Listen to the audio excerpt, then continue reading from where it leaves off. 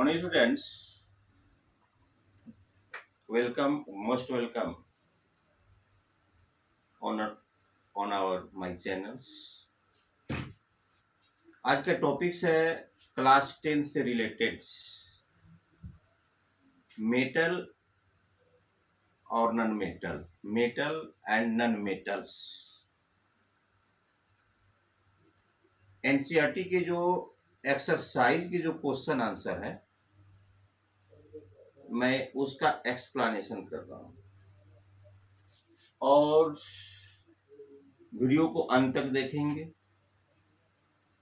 मैं प्रत्येक दिन ये जरूर कहता हूँ कि सब्सक्राइब करेंगे, शेयर करेंगे, लाइक करेंगे, फॉरवर्डेड करेंगे। तो चलिए हम अपनी यात्रा को आगे की तरफ बढ़ा रहे हैं एक्सरसाइज की तरफ, जो कि which are the related to the metals and non-metal chapters। पहला प्रश्न है हमारा, पहला प्रश्न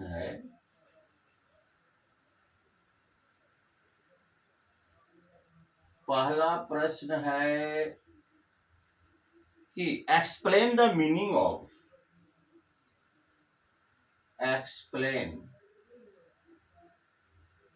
explain meaning of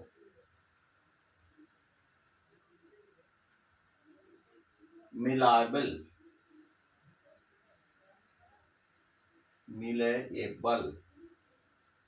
and ductile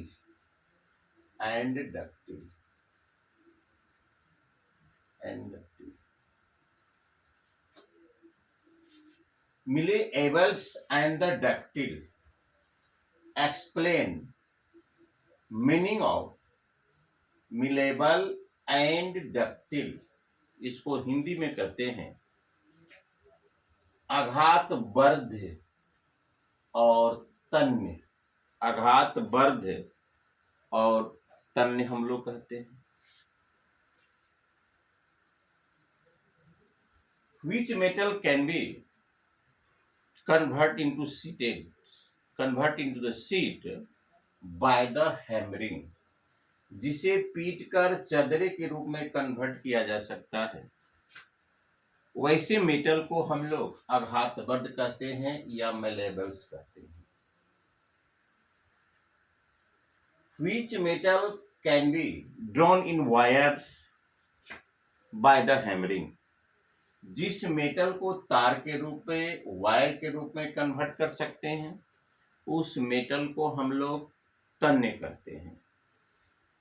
आप सुनकर आश्चर्य करेंगे, you will be surprise to hear, be drawn a 2 kilometre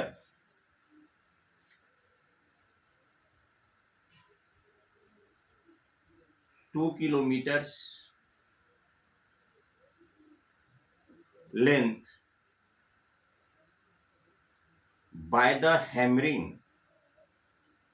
we obtain 2 kilometer length of the wire by the hammering the 1 gram gold। 1 ग्राम सोना से 2 किलोमीटर लंबा तार हम लोग खींच सकते हैं। 1 ग्राम सोना से तो अनुमान लगा सकते हैं कि सोना किस प्रकार का डक्टिल सब्सटेंस है। Which metal can be drawn in wire? That metal is called ductile तन्य and its property is called ductility।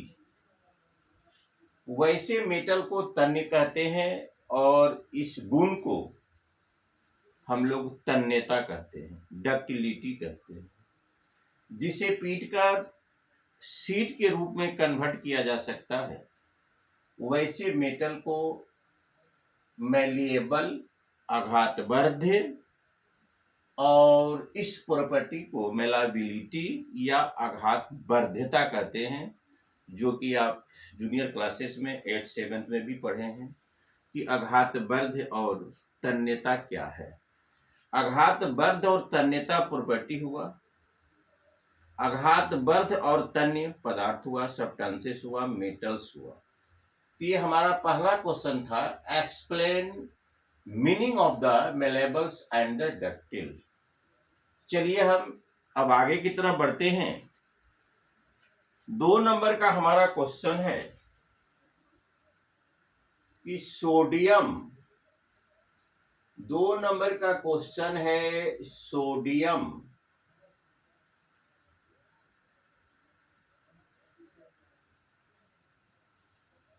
is kept, sodium is kept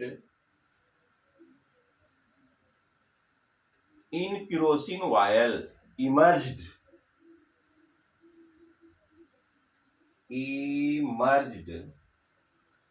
in kerosene vial,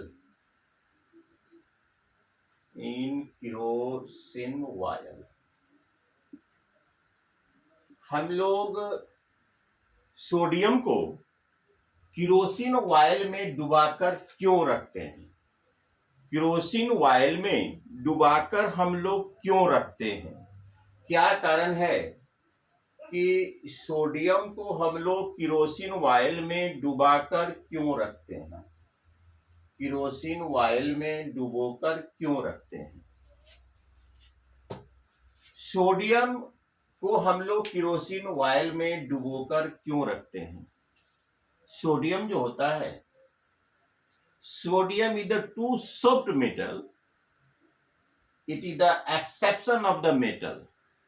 यह धातु का अपवाद है। कहा जाता है कि धातु कठोर होते हैं, धातु हार्ड होते हैं, मेटल हार्ड होते हैं, मेटल में रिजिडिटी का गुण पाया जाता है। लेकिन यहाँ पर सोडियम मेटल के अपवाद को दिखा रहा है। सोडियम इतने सॉफ्ट होते हैं, इसको आसानी से इरेज किया जा सकता है। It may be cut easily with knife. इसे आप खरोच भी सकते हैं, और इसे टेबल पर अगर रख दिया जाए तो शीघ्र यह ऑक्सीडाइज हो जाता है, तुरंत ऑक्सीजन से अभिक्रिया करके कैचिंग फायर की स्थिति को उत्पन्न कर सकता है, आग लग सकती है। तो भाई सोडियम को किरोसिन में डुबाकर, चूंकि वह अपने इग्निशन टेम्परेचर को प्राप्त नहीं कर सके, सोडियम अपने इग्निशन टेम्परेचर को प्राप्त नहीं कर सके, इसलिए इसे किरोसिन तेल में हम लोग डुबा कर रखते हैं। और इसका क्या खासियत है? सोडियम किरोसिन से किसी भी प्रकार की अभिक्रिया नहीं करता है, और न यह किरोसिन में घुलनशील होता है। पहला बात, यह सुरक्षा यह होता है कि हम कैचिंग फायर से बच जाते हैं। यह सोडियम ओपन क्लाइमेट में तुरंत ऑक्सीडाइज हो जाता है, इसलिए इसको किरोसिन में डुबो कर रखते हैं कि सोडियम अपने इग्निशन टेम्परेचर तक नहीं पहुंच सके, और किरोसिन के साथ न तो किसी प्रकार की अभिक्रिया करता है और न उसमें घुलता ही है। और इसी प्रकार से नॉन मेटल का एक क्वेश्चन है, why phosphorus is kept emerge in water. पानी में भिगोकर हम लोग श्वेत फास्फोरस को क्यों रखते हैं? पानी में भिगोकर श्वेत फास्फोरस को हम लोग क्यों रखते हैं? Because ignition temperature of the white phosphorus near about room temperature equal to the room temperature। श्वेत फास्फोरस का जो इग्निशन टेम्परेचर होता है वह लगभग कमरे के ताप के बराबर होता है, और यह शीघ्र ही ऑक्सीडाइज हो जाता है। फास्फोरस पेंटा ऑक्साइड बनाता है, फास्फोरस पेंटा ट्राई ऑक्साइड बनाता है। अगर डार्कनेस कमरे में फास्फोरस को अगर रख दिया जाए टेबल पर, तुरंत ऑक्सीडाइज हो जाएगा और पूरे कमरे को प्रकाश में वह कर देता है। इसलिए हम लोग श्वेत फास्फोरस को पानी में भिगो कर रखते हैं। अब चलिए पुनः हम अपने आप लोगों को ले चलते हैं अपनी यात्रा को आगे की तरफ बढ़ाते हुए, लेकिन वीडियो को अंत तक जरूर देखेंगे। और मैं अपनी यात्रा की शुरुआत क्वेश्चन नंबर 1 से किया था, क्वेश्चन नंबर 2 हुआ। अब क्वेश्चन हम लोग चलते हैं क्वेश्चन नंबर आगे की तरफ। अब क्वेश्चन है, what would you observe, what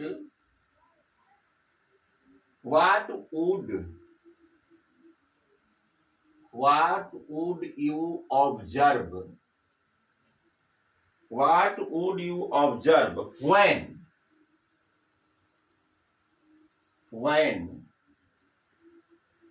zinc is added, to a solution of iron, solution of a iron sulfate,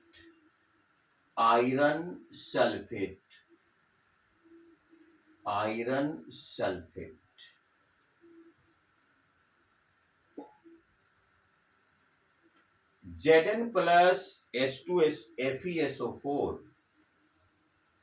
बराबर ZnSO4 प्लस Fe। क्वेश्चन कहा जा रहा है, क्या होता है जब आयरन सल्फेट के घोल में सॉल्यूशन में जिंक के फॉइल्स को, जिंक के टुकड़े को, जिंक के क्रिस्टल को अगर डाला जाए। What happens when zinc is the emerged in the solution of the iron sulphate. Iron sulphate के सॉल्यूशन में अगर हम जिंक को डालेंगे तो क्या होगा। आपको यह पता है कि प्रायः मेटल एसिड के एक्वा सॉल्यूशन से हाइड्रोजन को डिस्प्लेसमेंट कर देता है, जिसको कि डिस्प्लेसमेंट रिएक्शन कहते हैं। आपने रिएक्टिव सीरीज मेटल का पढ़ा होगा। रिएक्टिव सीरीज में Zn अपर पोर्शन में है और आयरन लोअर पोर्शन में। तो क्रियाशील मेटल ही अपने से कम क्रियाशील मेटल को रिप्लेस कर सकता है।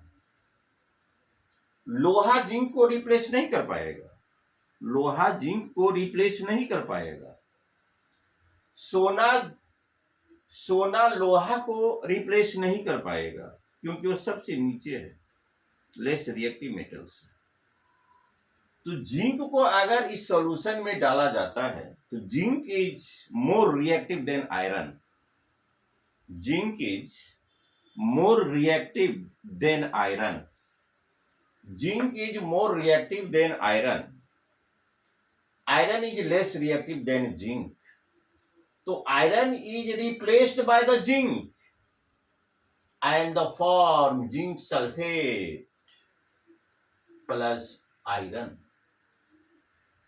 तो किसी भी यौगिक में उपस्थित किसी मेटल को वही रिप्लेस कर सकता है जिसकी क्रियाशीलता इस मेटल से अधिक होगी, अन्यथा वह नहीं करेगा। इसको हम लोग डिस्प्लेसमेंट रिएक्शन कहते हैं। When less reactive metal is replaced by the more reactive metal which is the present in the any compound solutions, इसको कहते हैं डिस्प्लेसमेंट, विस्थापन, प्रतिस्थापन। एक को हटाकर उसके स्थान को ग्रहण कर लेना, ये आपका हो गया। अब चलिए हम फिर अब आगे की तरफ हम रवाना होते हैं। आगे के चलिए क्वेश्चन पर हम लोग चर्चा करते हैं आगे का क्वेश्चन क्या है, अब उसको देखा जाए। Right the electronic dot, right the electronic dot, electronic dot Na2O और है MgO, इसका इलेक्ट्रॉनिक डॉट लिखना है। इलेक्ट्रॉनिक डॉट आपका Na2O का लिखना है और आपको MgO का लिखना है। तो सबसे पहले हम लोग यह समझें कि आखिर Na2O कैसे बना है और MgO कैसे फॉर्मेशन हुआ है। तो आपको पता है कि from the electronic configuration of the sodiums, sodium valency electron of the sodium 1, sodium का वैलेंसी इलेक्ट्रॉन 1 होता है। क्योंकि एक इलेक्ट्रॉन वह डोनेट करके ही अपने ऑक्टेंट को कंप्लीट करता है, एक इलेक्ट्रॉन डोनेट करके ही अपने ऑक्टेंट को कंप्लीट करता है, उसे हम लोग वैलेंसी इलेक्ट्रॉन कहते हैं। और ऑक्सीजन का अगर इलेक्ट्रॉनिक विन्यास की हम चर्चा करते हैं तो इसका होता है 2-6। इसको अपना ऑक्टेंट कंप्लीट करने के लिए 2 इलेक्ट्रॉन और चाहिए, तब यह अक्रिय गैसों की संरचना को प्राप्त करेगा। सोडियम को 7 इलेक्ट्रॉन कोई नहीं देगा, मैक्सिमम 3 ही डोनेट हो सकता है या एक्सेप्ट हो सकता है। तो सोडियम क्या करता है, 1 इलेक्ट्रॉन त्याग कर अपने आउटर मोस्ट में 8 इलेक्ट्रॉन कर लेता है, और ऑक्सीजन 2 इलेक्ट्रॉन ग्रहण करके अपने आउटर मोस्ट में 8 इलेक्ट्रॉन कर लेता है, दोनों का ऑक्टेट कंप्लीट। इसका मतलब है कि इसका वैलेंसी इलेक्ट्रॉन 2 हो गया। रासायनिक अभिक्रिया के दौरान वैलेंसी इलेक्ट्रॉन का एक्सचेंज हो जाता है, ये यहां पर आ जाएगा, इसको कहते हैं हम लोग हैं Na2O।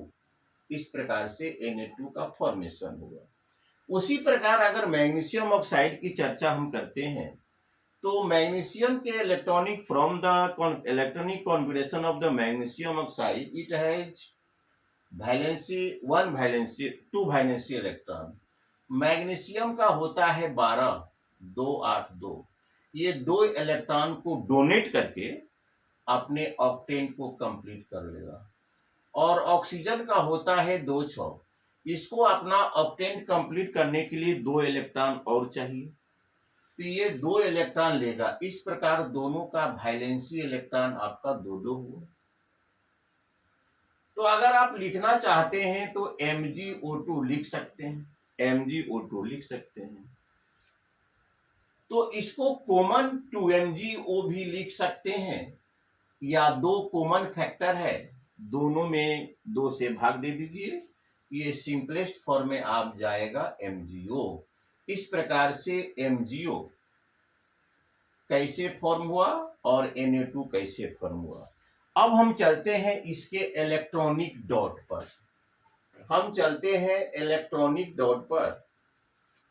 सोडियम के आउटर मोस्ट में 1 इलेक्ट्रॉन होता है, सोडियम के आउटर मोस्ट में 1 इलेक्ट्रॉन होता है, और ऑक्सीजन के आउटर मोस्ट ऑर्बिट में 6 इलेक्ट्रॉन होता है, 6 इलेक्ट्रॉन। अब देखा जाए, ऑक्सीजन को हर हालत में 2 और इलेक्ट्रॉन की आवश्यकता पड़ेगी, और सोडियम का ऑक्टेन तभी कंप्लीट होगा जब 1-1 इलेक्ट्रॉन को वह डोनेट करेगा। ये 1-1 इलेक्ट्रॉन डोनेट कर देता है। आप देख रहे हैं, ऑक्सीजन का ऑक्टेंट कंप्लीट और सोडियम का भी ऑक्टेंट कंप्लीट, 2 8, इसका भी 2 8 हो गया, इसका भी 2 8 हो गया। तो सोडियम 2 है तो Na2O। अब चलिए मैग्नीशियम की हम लोग चर्चा करते हैं कि मैग्नीशियम का इलेक्ट्रॉनिक, मैग्नीशियम के आउटर मोस्ट में 2 8 2, इसके पास एक ही कंडीशन है यह दो इलेक्ट्रॉन को जब तक वह डोनेट नहीं करता है तब तक यह अपने ऑक्टेन को कंप्लीट नहीं कर पाएगा। और ऑक्सीजन के आउटर मोस्ट में 6 इलेक्ट्रॉन है, 1 2 3 4 5 6। यह दो इलेक्ट्रॉन जब इसको वह मैग्नीशियम ऑक्सीजन को डोनेट कर देगा तो इसके ऑक्टेन कंप्लीट हो जाएंगे। यह क्या करता है, ये दोनों इलेक्ट्रॉन यह ऑक्सीजन को दे देता है। इस प्रकार से यह पॉजिटिव में बनता है और यह निगेटिव में बनता है और दोनों का ऑक्टेंट आपका कंप्लीट हो गया। इसको कहते हैं इलेक्ट्रॉनिक डॉट। परीक्षा में, आपके बोर्ड परीक्षा में या तो इलेक्ट्रॉनिक डॉट देता है और खासकर स्ट्रक्चर फॉर्मूला ही पूछता है। 5 कंपाउंड के नाम दिए रहेंगे और उसके स्ट्रक्चर फॉर्मूला, संरचना सूत्र लिखने के लिए कहे जाएंगे। चलिए हम आगे और अपनी यात्रा को बढ़ाते हैं, लेकिन मैं बीच बीच में आपको नोट करते रहा हूं कि वीडियो को अंत तक देखेंगे, इससे यह वीडियो आपके लिए बहुत ही एक मार्गदर्शक के रूप में साथ देगा। अब हमारा क्वेश्चन है कि आयनिक यौगिकों का गलनांक उच्च क्यों होता है? Why do ionic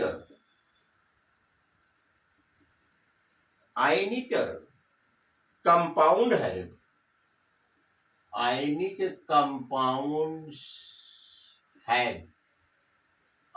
compounds have high melting point? High melting point। Ionic compound को इसका जो गलनांक होता है उच्च क्यों होता है? तो भाई आयनिक कंपाउंड हम लोग किसको कहते हैं? जो जल में घुलकर आयन देता है। जो जल में घुलकर आयन देता है वो गिव्स आयन इन वाटर। और यह आयनिक कंपाउंड, इसको इलेक्ट्रोवायलेंट कंपाउंड भी कहते हैं। इसमें मेटल और नॉन मेटल दोनों की भूमिका होती है। इसमें मेटल और नॉन मेटल दोनों की भूमिका होती है। मेटल इलेक्ट्रॉन को डोनेट करते हैं और नॉन मेटल इलेक्ट्रॉन को एक्सेप्ट करते हैं। Which compound is the form by the exchange of the electron? जो इलेक्ट्रॉनों के आदान प्रदान से जो कंपाउंड बनता है उसको इलेक्ट्रोवायलेंट कंपाउंड कहते हैं। और इलेक्ट्रोवायलेंट कंपाउंड को जब जल में हम डालते हैं तो उसके आकर्षण बल कम हो जाते हैं, टूट जाते हैं और अपने आयनों में कन्वर्ट हो जाते हैं, इसलिए इसको आयनिक कंपाउंड भी कहते हैं। तो हमारा यहाँ प्रश्न है कि why do ionic compounds have the high melting point? Ionic compound का हाई मेल्टिंग पॉइंट होता है क्यों? अब चलिए हम चर्चा करते हैं। मान लिया जाए सोडियम है, इसका 281 होता है और Cl है, इसका होता है 287। इस पर विचार कीजिए। सोडियम चाहता है कि हमारी जो संरचनाएं हैं हम एक अस्थायित्व को प्राप्त कर लें। इसके लिए सोडियम के आउटर मोस्ट में 8 इलेक्ट्रॉन होना अनिवार्य है। और क्लोरीन भी सोचता है कि हमारे ऑक्टेन को कंप्लीट हो जाए। तो इसके पास दो ही ऑप्शन है, या तो 7 इलेक्ट्रॉन किसी को दे दे या तो 1 इलेक्ट्रॉन ले ले। लेकिन 7 इलेक्ट्रॉन देना किसी को ऊर्जा के दृष्टिकोण से संभव नहीं है। कोई भी एटम मैक्सिमम 3 ही इलेक्ट्रॉन तक डोनेट कर सकते हैं, ले सकते हैं और दे सकते हैं। ये लोग विकल्प क्या अपनाता है? सोडियम 1 इलेक्ट्रॉन डोनेट करने का विचार करता है और क्लोरीन सोडियम द्वारा त्यागे गए इलेक्ट्रॉन को लेने का विचार करता है। अब देखिए तो इसका हो गया 2-8, इसका हो गया 2-8-8। इस पर पॉजिटिव आयन, इस पर निगेटिव आयन। इस दोनों के बीच में एक मजबूत एट्रैक्शन फोर्स जनरेट हो जाता है। इस दोनों के बीच में एक मजबूत एट्रैक्शन फोर्स जनरेट हो जाता है, जो कि एक मजबूती से दोनों आपस में बंध जाते हैं। और इस बल को तोड़ने के लिए, जिसके चलते NaCl बना, उस एट्रैक्शन फोर्स को तोड़ने के लिए भारी मात्रा में ऊष्मा देने की आवश्यकता पड़ती है। इसलिए कहा जाता है कि आयनिक कंपाउंड के जो मेल्टिंग पॉइंट होते हैं वो हाई होते हैं, चूंकि इलेक्ट्रोवायलेंस हैं, ऑपोजिट आयन से बंधे हुए हैं, एट्रैक्शन फोर्स काफी मजबूत होता है, इसलिए आयनिक कंपाउंड के मेल्टिंग पॉइंट हाई होते हैं। चलिए हम अब आगे की ओर अपने इस अध्ययन रूपी यात्रा को बढ़ाते हैं। अध्ययन रूपी यात्रा को हम आगे की तरफ ले चलते हैं। अब हमारा क्वेश्चन है, डिफाइन करना है। ये डिफाइन माने परिभाषा देना, इसका है डिफाइन। सबसे पहले है मिनरल, सबसे पहले आपका है मिनरल, उसके बाद आपका है ओर, आपका है ओर, उसके बाद है गैंग, इसके बाद आपका है गैंग। मिनरल, ओर और गैंग, इसको कहते हैं खनिज, इसको कहते हैं खनिज, इसको कहते हैं अयस्क, इसको कहते हैं मैट्रिक्स या अशुद्धियां, इसको कहते हैं अशुद्धियां, इसको कहते हैं हम लोग हैं अशुद्धियां, इम्प्योरिटीज कहते हैं। अब चलिए सबसे पहले हम लोग चर्चा करते हैं मिनरल्स, खनिज। Which substances B obtain inside the earth, from inside the earth, जो पदार्थ हम लोग जमीन के अंदर से खान से निकालते हैं, वे सारे पदार्थ आपके खनिज कहलाएंगे, चाहे वह पेट्रोलियम हो, कोयला हो, नेचुरल गैस हो, हेमेटाइट हो, मैग्नेटाइट हो, सिडेराइट हो, कोयला हो, कैल्शियम हो, जो कुछ भी हम लोग खान से निकालते हैं उसको हम लोग मिनरल कहते हैं। All minerals may be not ores, all ores may be mineral, सारे मिनरल ओर्स नहीं हो सकते हैं, लेकिन सारे ओर मिनरल कहलाते हैं। तो खान से हम लोग जो कुछ भी निकालते हैं जमीन के अंदर से, which substances be obtained from inside the earth, जमीन से जो कुछ भी प्राप्त कीजिए उसको हम लोग मिनरल कहते हैं, चाहे वो कोयला हो, पेट्रोलियम हो, प्राकृतिक गैस हो, हेमेटाइट हो, मैग्नेटाइट हो, सिडेराइट हो, या कोई फॉसिल्स फ्यूल्स है, वो भी आपका मिनरल्स के अंतर्गत ही आएगा। अब रह गया ओर्स, भाई किसको कहते हैं। Which mineral has metallic property, otherwise be obtained easily metal, from which mineral, easily be obtained metal from which minerals, जिस मिनरल से हम लोग धातु को प्राप्त कर सकते हैं आसानी से, या जिसमें धात्विक गुण मौजूद है, जिसमें धात्विक गुण मौजूद है, उसको हम लोग ओर्स कहते हैं। जैसे जमीन के अंदर से आपने निकाला हेमेटाइट, Fe2O3, हेमेटाइट मैग्नेटाइट, देखिए इसमें लोहा की उपस्थिति है, इससे लोहा का मेटलर्जी, लोहा का निष्कर्षण, एक्सट्रैक्शन किया जा सकता है। कैल्शियम कार्बोनेट में, यह तो नॉन मेटल है, यह मेटल की उपस्थिति है, इसको भी हम लोग ओर्स कहेंगे। कॉपर सल्फाइड में सल्फर है लेकिन कॉपर की उपलब्धि है, इसे हम लोग इसे हम लोग ओर्स कहेंगे। एल्युमिनियम ऑक्साइड, एल्युमिनियम ऑक्साइड यह भी एक प्रकार का ओर्स है, क्योंकि इसे एल्युमिनियम का प्राप्ति हम कर सकते हैं।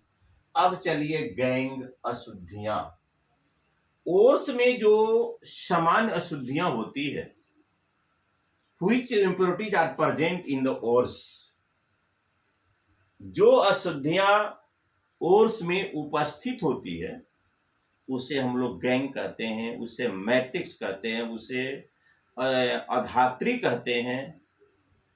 वो बहुत प्रकार के होता है, वेपराइज होता है, वोलेटाइल्स होता है, मॉइस्चर होता है, सैंड होता है, मिट्टी होता है, बहुत सारे इम्प्योरिटीज ओर्स में होते हैं। और ब्लास्ट फर्नेस में ले जाने के पहले इसको हम लोग कोशिश करते हैं हटाने के लिए। और प्राइमरी कॉन्सेंट्रेशन के बहुत सारे मेथड हैं। भट्टी में ब्लास्ट फर्नेस में ले जाने के पहले बहुत सारे विधि हैं। हर प्रकार के ओर्स का अलग अलग विधि है उसे सांद्रित करने का। चलिए अब पुनः हम आगे की तरफ देखते हैं कौन सा क्वेश्चन आपके मार्ग में आकर खड़ा होता है, उसका समाधान तो हर हालत में करना ही है।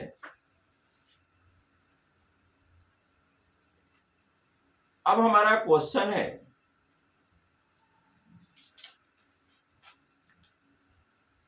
उभयधर्मी oxide what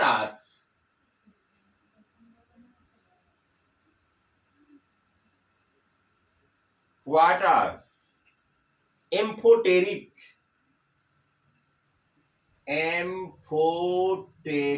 what are amphoteric oxide? What are amphoteric oxide? Give two example. Give two example. Give two example of amphoteric oxide. Amphoteric oxide. Oxide कह रहा है कि एम्फोटेरिक ऑक्साइड का मतलब होता है उभयधर्मी ऑक्साइड। एम्फोटेरिक ऑक्साइड का मतलब होता है उभय मने दोनों, अधर्मी मने धर्म, जो दोनों धर्म को मानता हो, जो दोनों धर्म को मानता उभयधर्मी। लेकिन यहां पर साहित्य की चर्चा नहीं करनी है, धर्म की चर्चा नहीं करनी है, यहां पर ये अलग टॉपिक्स है। वैसे ऑक्साइड जो कि एसिड और बेस दोनों के साथ रिएक्ट करके सेम प्रोडक्ट उत्पन्न करते हैं। जो ऑक्साइड बेस से भी अभिक्रिया करता है और एसिड से भी अभिक्रिया करता है और सेम प्रोडक्ट देता है, वैसे ऑक्साइड को उभयधर्मी, माने उभयधर्मी दो धर्म आपका एसिड और बेसिस हुआ। इसका अगर एग्जाम्पल की हम चर्चा करते हैं तो पहला आपका हो गया L2O3, एल्युमिनियम ऑक्साइड, एक प्रकार का उभयधर्मी ऑक्साइड है।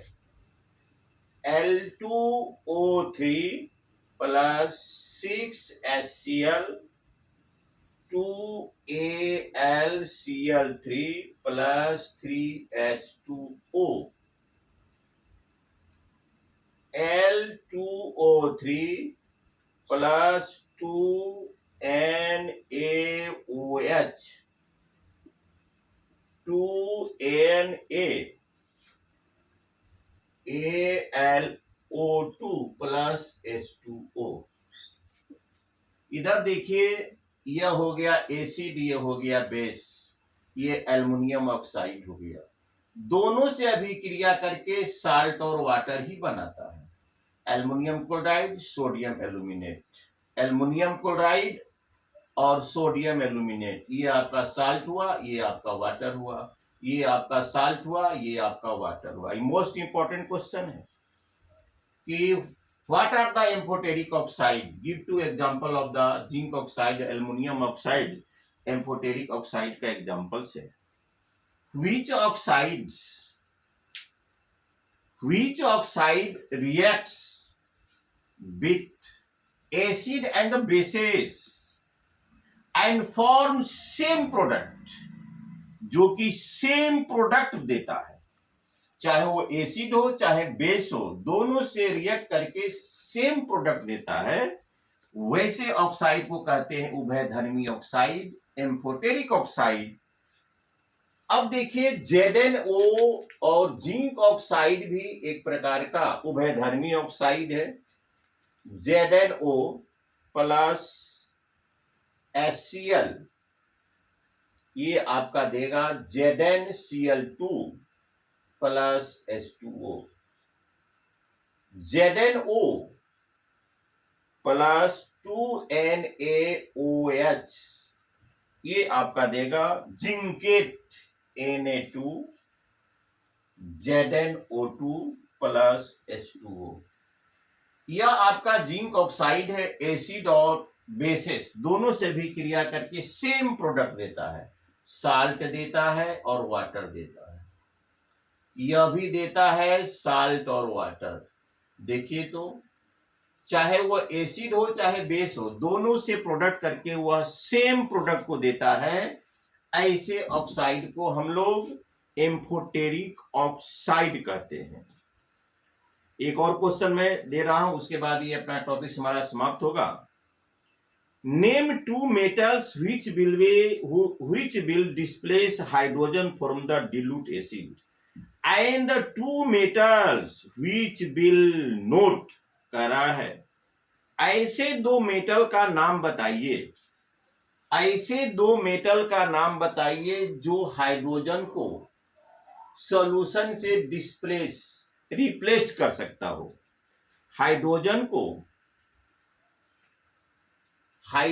को तनु अम्ल से रिप्लेस कर सकता हो हाइड्रोजन को। अब दो ऐसा मेटल बताइए जो रिप्लेस नहीं कर पाएगा। तो भाई जिसकी क्रियाशीलता हाइड्रोजन से ऊपर है, आप रिएक्टिव सीरीज का अवलोकन करें।